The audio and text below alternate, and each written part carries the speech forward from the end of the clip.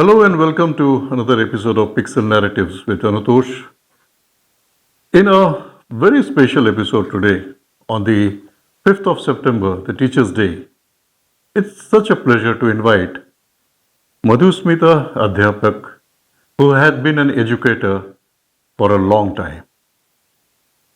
Welcome to my studio, MadhuSmita. Thank you, Mr. ANUTOSH. And Thanks for having me here.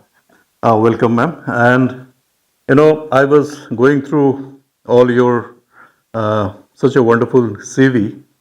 You have done so much work, and I'll go to this. But before that, I would like to say that you are now settled in Mumbai, and you keep on coming to Gauhati on family visits. Where did you start your schooling? All right. So I can proudly say that I am born and brought up in Gauhati. Okay. Now, if you ask me about one school, it's very difficult to name one. Okay. Because my parents lived in rented house, so like we were shifting in Gauhati itself. Okay. And for that purpose, I happened to go to different schools. Mm-hmm. But primarily, I can say that I have completed my 10th from TC school. Okay. And throughout my schooling, my medium of instruction has been Assamese vernacular. But who would ever doubt talking to you that you went to an Assamese medium school? Because anyone would say that you are speaking absolutely wonderful English. Thank and you for you the compliments. have, completed your BSc honors, Yeah. and then B.Ed and Master of Psychotherapy and Counseling, and you have a Master's in Education Administrations. And there are so many other qualifications that you have, and you have been working at different places and in very senior academic posts. When did you first think that I would like to be a teacher? All right. Actually speaking, although this looks like I have started my job, you can say, outside. Actually, it's not. I have done after 10th from TC school. I joined Cotton College. Okay. And then I went on to do my graduation from B. Borwa College. Mm-hmm. And that's where I actually found out that, yes, with a little bit of hard work, you can excel in your studies. Otherwise, I was a mediocre. I still consider myself to be a mediocre person. Mm-hmm. But when I done really well in my BSc, in our time, BSc was in part 1 and part 2. Mm. So I was the university topper in my subject, Okay. zoology. And in part 2, I was 5th rank holder. So those days we were staying in Uzan Bazaar. Mm-hmm. And one of our neighbors happened to be, she's no more, late Bandana Goswami. Mm-hmm. She was the principal of a school. Okay. So she was always behind my parents that this girl has to come and join my school. Okay. So the day I finished my final exam theory, not even practical. So I had to go for an interview to her school, and I ended up joining there. So you can say that was the starting of my work. But what would you have said at that time when people would have asked you what is your aim in life? All right, that's a very good question. Honestly speaking, like when I went for my admission in B. Borwa College, by then only thing I learned, I loved the subject biology and math. Mm-hmm. And no colleges had offered this combination. Okay. But when I went to B. Borwa College and I said I want to study zoology, botany and math, when professors were lost, they said, what will you do? People go for botany, zoology and chemistry, Okay. but you want to go for math. Why is it so? I said, is it possible or not? They said, yes, you can. So that's how I got into this so-called bio and math combination. But then, since we are talking on a very personal level, my father was unwell. He was suffering from cancer, and it was very serious. So like kind of what I wanted to study, what I wanted to become, everything took a back seat. All my, I being the eldest in the family, all my energy, time, everything went on to taking care of my family parents. So you had to take up teaching as supporting your family I won't at that time? say that, but probably now, You looking would find, back, I yes. think support plus, I think this the principal of the school, maybe she had that thought She in had her spotted. mind. She had Yeah, spotted that yeah, you had yeah, that. right, You yeah. had that zeal to be a teacher. Maybe that's Because what she felt. Being uh, academically good, maybe she yeah, thought so. maybe in our times, teaching was okay. It was a good, I mean, option for many of us. But then today, in today's scenario, you go to a class and you ask somebody, "What is your aim in life?" Not a single hand would come up that I want to be a teacher. What you are saying Don't you is, think that it is a big change that we have come across? you are absolutely right. But at the same time, Everyone wants to be a doctor or an engineer or do yeah, now so something many different. options are there, There are right? options, and in our times, like when we were students, at that time, our parents would say that you have to complete your matriculation. The benchmark was Right, matriculation, and then it started shifting to graduation. Masters was very rare, and if right. PhD, then people would like to see who is that person going for a Yeah, PhD, extra because good you they had got to to go to be. London. True. And but today you see the scenario is totally different. Every house must be having 2 or 3 PhD, Yes, very and true. PhD is no more a benchmark for being an academician. True. And our teachers, if you even go to your school days, you would have remember your teachers. They were not so heavily qualified, MSc, MEd, BSc, BEd, but we had Right. some wonderful teachers. Yeah, They were all round. They taught us not only what is there in the books and what they are supposed to teach as a subject, but then they taught us what life is actually, right. the life skills, the different way. And we at that time did not have such serious issues which we have in our students today. We need a counselor at school. We need people who are experts in mental health, and where people like you give your best to the so that the child gets lot of support. What do you think? What is the reason behind this? Well, to start with, your first question, that do you have any students aspiring to become a teacher? Believe me, yes, it's very rare, but it's not that it's absolutely not there. Because when I was working in Singhania School, which is supposedly a very prestigious school in Mumbai, in fact, we are third position in India for quite many years. So there, I worked there for 14 years, okay, in different capacities. So there, when you talk with students of different classes, and yeah, you would find students, yeah, teacher, I want to become a teacher. And then I said, why? Because they would tell you upfront. Because when I look at you, when I talk to you, when I listen to you, and since I do not restrict my instruction only to the curriculum, I talk a lot about outside things. That is what you have to be diversified, Right, and right. you must be, now we don't call teacher. Now the new term has come as facilitator. Absolutely, In the very true. 21st century, I had been an art teacher for about 28 plus years in Kendriya Vidyalaya.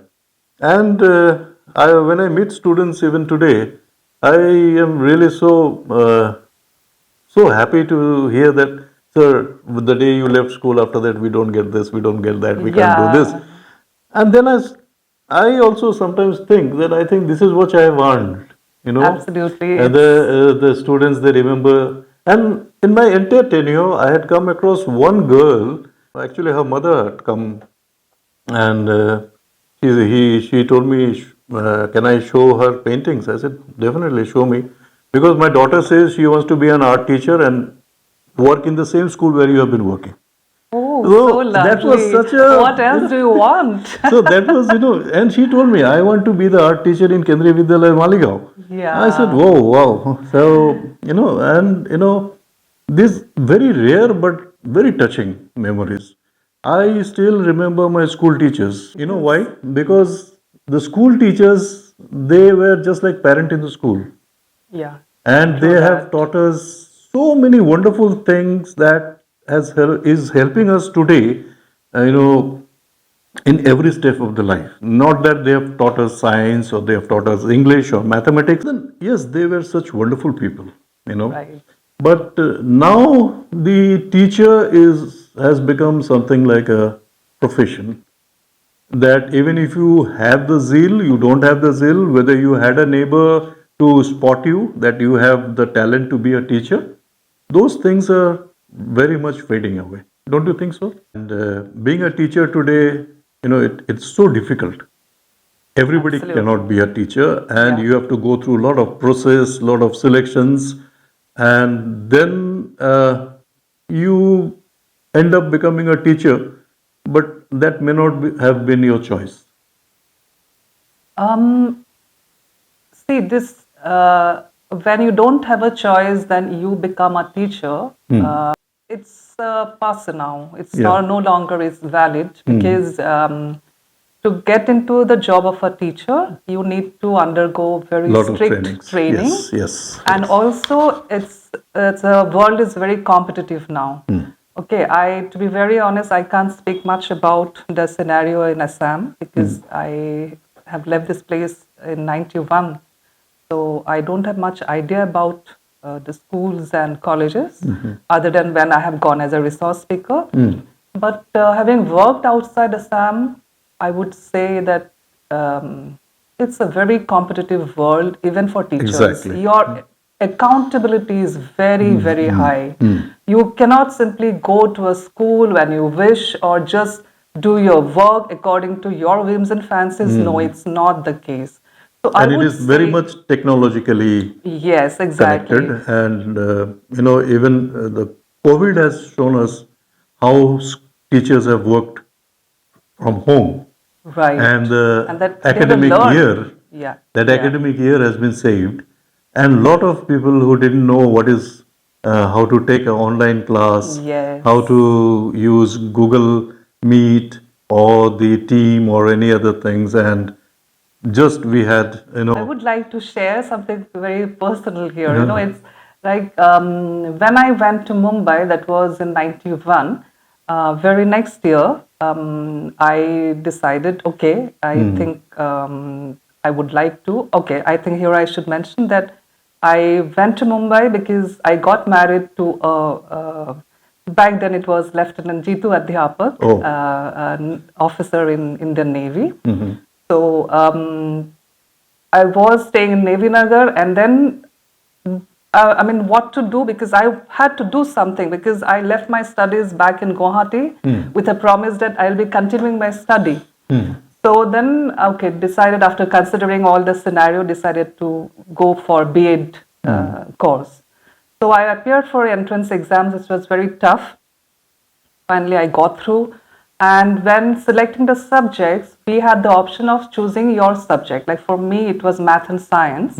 And beyond that, you can also choose your optional subject. Okay. I mean, this is besides your B.Ed curriculum. Okay. So I had taken educational technology.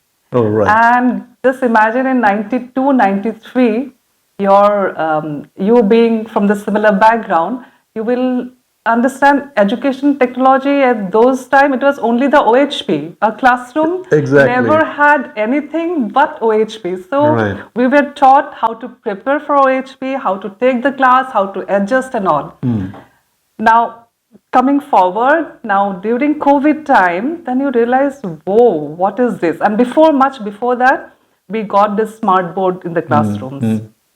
So for that also, like we undergone a very strict training period because we had to learn how to use it. And also, like since I had some extra, interest in this technology thing, probably I inherited from my father. I love to create smartboard lessons, Oh, wonderful. which I tried, I would sit overnight. It was not compulsory, nobody had told me. Just because I was using the smart board for my teaching, so I said, let me develop my own lessons. So then came the COVID, as you said, we teachers had to learn overnight how to use these not platforms. that COVID, but, we were all prepared because I had been an art teacher, but I was inclined toward ICT. Yeah. And at that time, Intel Teach to the Future, a program was launched in Kendriya Vidyalaya. Okay. So I became first I got myself trained. It was just the MS Office. And then I became a trainer. And then no looking back. I then joined the Microsoft. I became the country winner, kept on going globally, moving around. We had a wonderful program, think.com, Okay. which was all launched by Oracle.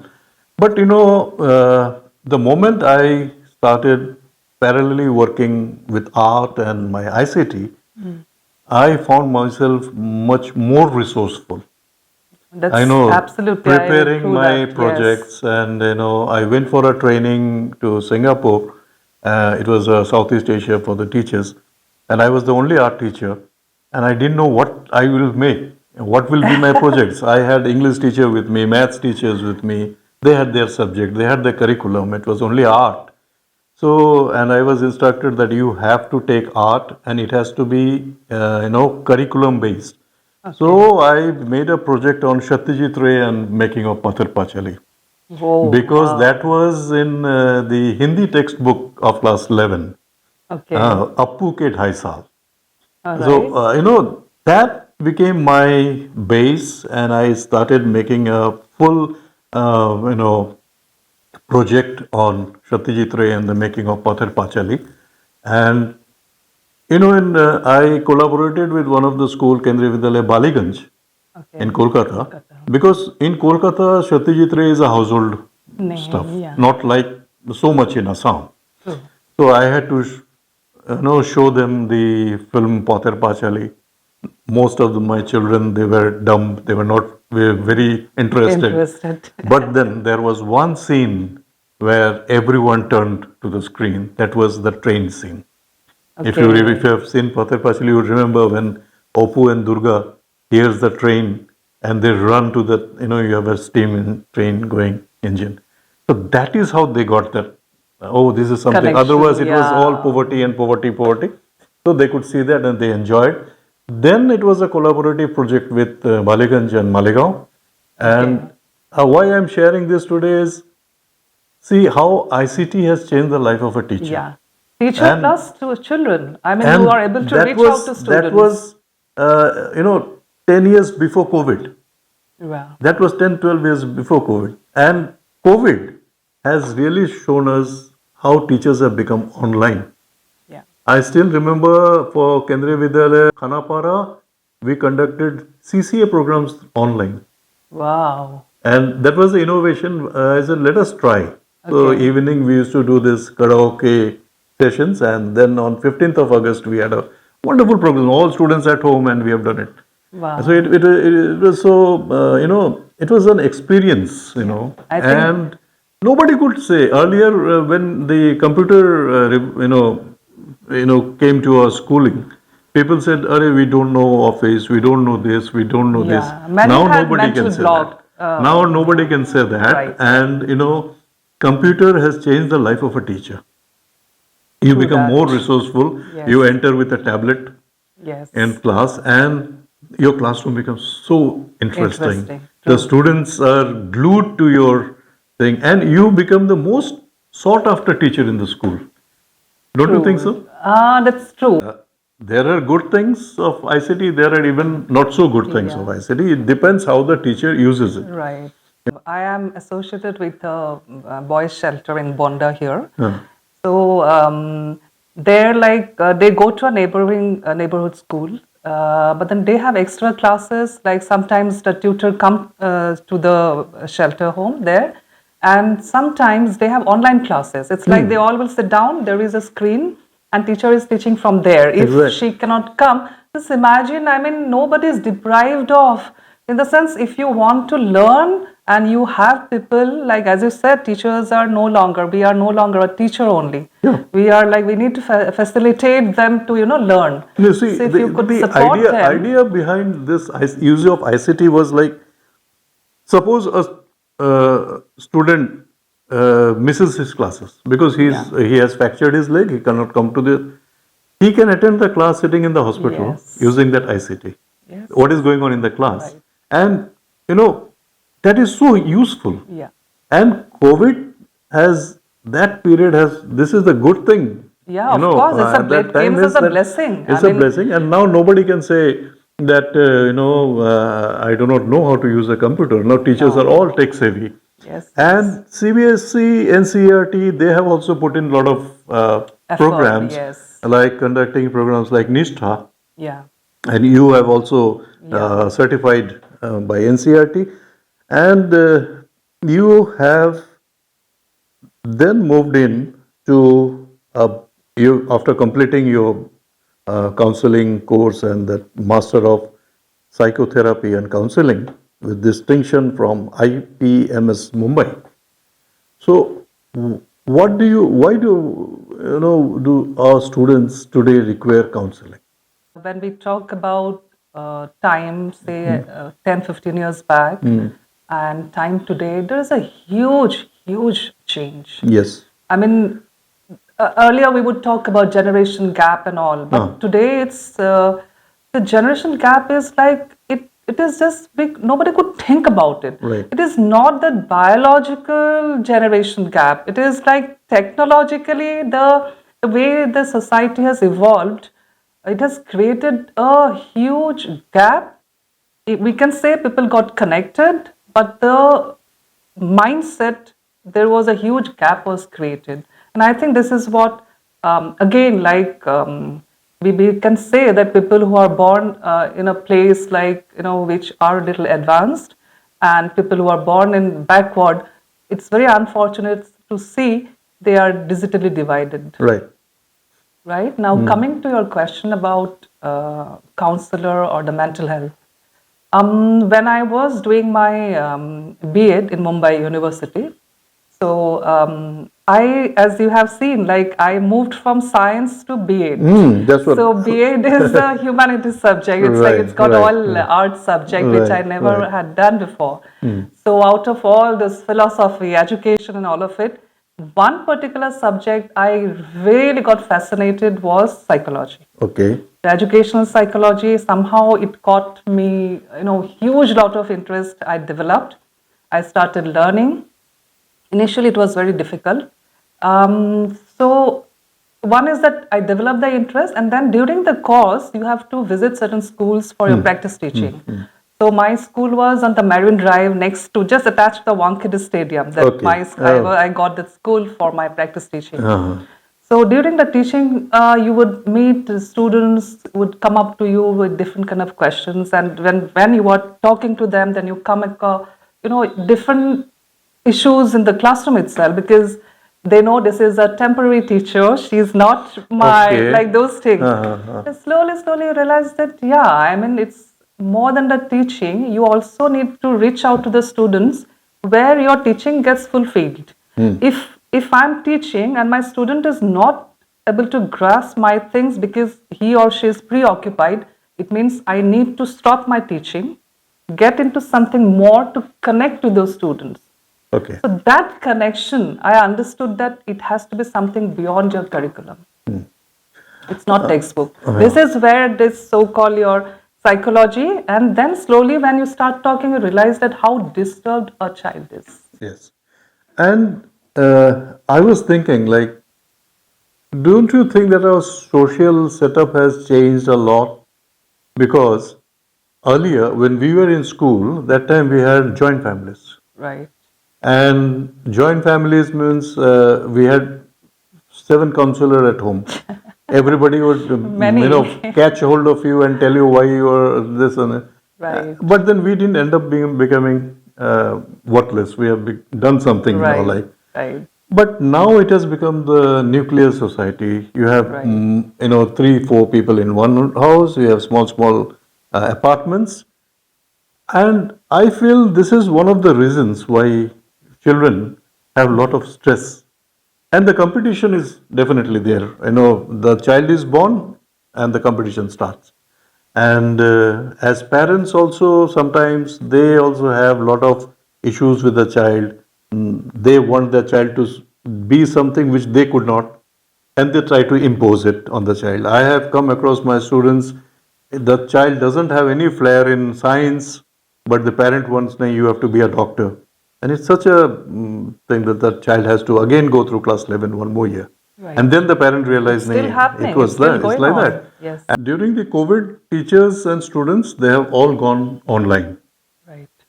But then mobile phones became accessible to all students at a very, very tender age. Class 3 students also have a mobile. And now we can see there has been a huge change in accessibility to mobile phones. Students cannot live without a mobile phone.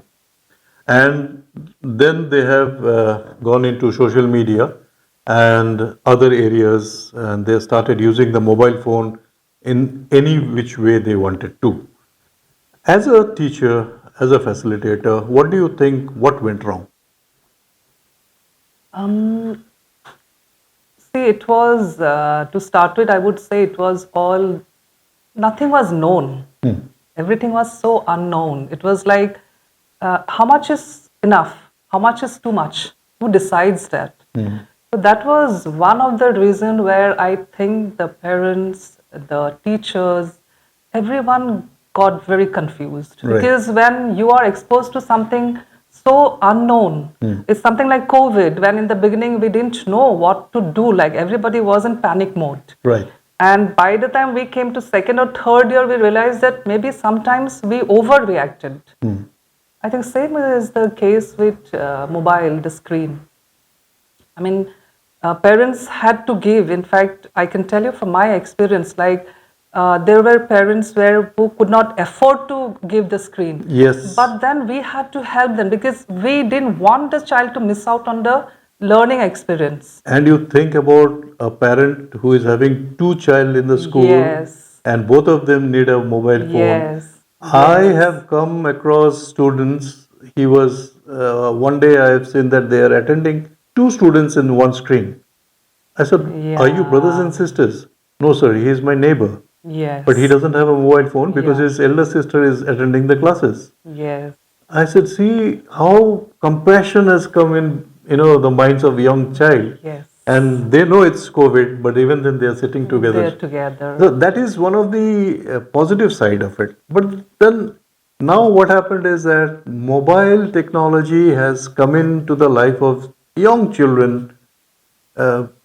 It has entered into their life in all spheres. And they cannot, I have come across students, they cannot live a minute without a mobile phone. Okay, to address this as an issue today, I would use the word very strongly, blame the parents. The parent has nothing to do. No, they had to give a mobile phone. No, you know what, Mr. ANUTOSH, why I'm saying blaming the parents, because having been counseled many parents, many students, like as a parent coach, it's more of a confusing mind of the parents. Okay. Because parents, what happened after COVID, everybody got hooked onto the screen, either for their job or to reach out to the child's school program and the homework, all of it. And in the meanwhile, parents also understood one thing: if I don't have time to give to the student, okay, especially the younger ones, let the child sit with the mobile. There is something to kill your time. Yeah. So it became like a indirect babysitter. Proxy babysitter. Yes. And also, let's not underestimate adults that they can't get addicted to the screen. Yeah, everybody is addicted now. Yeah, Yes. most of the time you realize that parents got addicted, Yes. and in the process they ended up neglecting their children. Okay, and then what the child does, They the found a child recluse has, in yeah. mobile So phones. now coming to this, yes, the screen is very addictive. It's the very unfortunate side after effect of, I would say, COVID. Then what do we do and now? one more thing is the updation of this is you keep on changing your smartphone every often. Yeah, it's like And you that need is a it or not. recurring because children they fancy, oh, that is that model, so I need that. I need Yeah. that phone. I need that Right. phone. It's not Particular. required as such, but Exactly. just because it's like, as you said, like families are in competitive mode. Right. And I think one of the reasons for this is the overexposure to social media. Exactly. Social media, I would say yes, it has a lot of plus points, but it does have a lot of negative points. And I think we were all got into it very unprepared. We Yes. didn't know where to stop, where to draw the line. And lot of things are having in this, it's happening in the society because of the social media. Yeah, here I would like to tell you something, Mr. ANUTOSH. See, till this mobile and all came, when we talk about parenting, as you mentioned earlier, it was the parents, and if you been living in a joint family, you had elders, maybe your close neighborhood, they would knowingly, unknowingly, all would end up as your parents or your guardians. Right. Right? But today, you know why this is because of my observation. That's what I tell most of the parents during my counseling session, that if you think that your child is only your child, and if it's gone something wrong because of you, I said you need to take moment to accept that your Exactly. child is no longer parented by only two of you. Right. It's by the entire global connection. Exactly. Because when you have the screen on your hand, with the tip of the button, you are exposed to so much information. The lives outside. It looks like, you know, the child is sitting in a remote village area somewhere, but has an access to the mobile phone.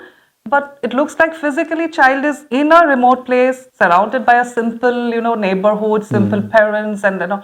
But then child is exposed to the Globally. world outside. Exactly. So what the child is consuming, how child is growing up, parents have absolutely no idea. So And- one need to accept that.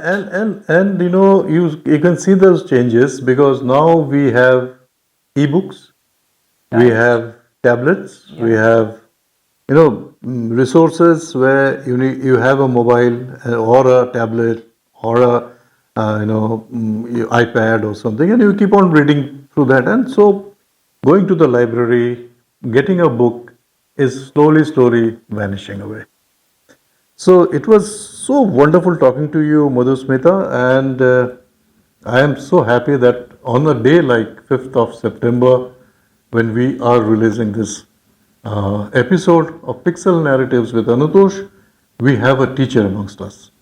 In our next episode, we'll be again talking to another achiever who must have made a difference in her life or his life.